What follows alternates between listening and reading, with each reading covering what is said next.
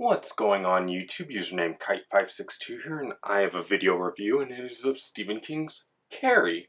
Now, as I said in my TBR video, I'll leave a link to it up here.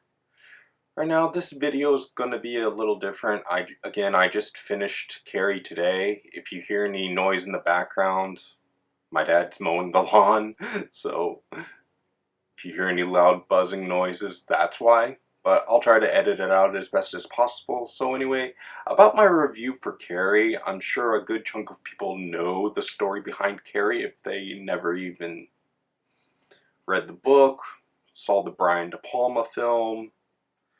But I just wanted to share my thoughts of my overall experience with this book, and I have to say I really enjoyed it.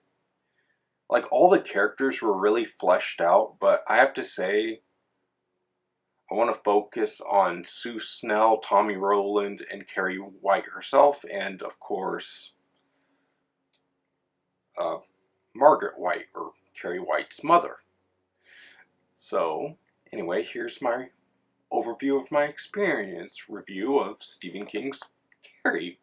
I have to say, I really enjoyed this book as a whole. I mean, it was really solid. All the characters were really fleshed out. Carrie's bullies in the lines of, I want to say, Chris Hagerson and then Billy Noland, since they're the ones who help out with the iconic prom scene involving pig's blood. If you know the scene that I'm talking about, you know. But I'm not going to go any further than that. But I have to say, all of these characters were really well written and just really solid. Like, the high schoolers were well written and just really believable.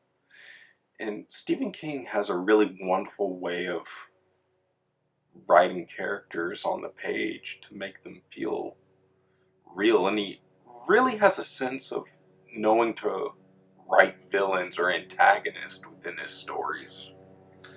So, I mean, the way that he portrayed Jack Torrance's descent into madness within The Shining when he took the position as the caretaker at the Overlook Hotel, along with the crumbling of his family elite unit, of his son Danny Torrance, and then his wife Wendy Torrance. But anyway, back to my experience with Carrie. It was just a really solid and thrilling ride, and sure, this book may look thick to you all, but it was actually quite short and quick.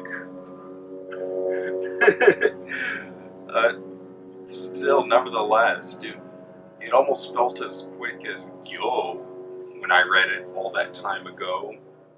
But, you know, I have to say, Carrie itself as a book, I really enjoyed it, and it was just a really memorable experience. Like, you could really visualize the scene of Carrie's fights with her mother. I mean, when Carrie started to develop her telekinetic powers, which this is a story about a girl who has telekinetic powers in the form of Carrie White.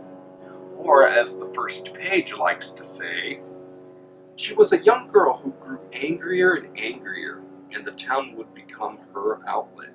Carrie White was not aware of her extraordinary power, but it was enough to transform the small, quiet New England town into a holocaust of destruction beyond anyone's imagination.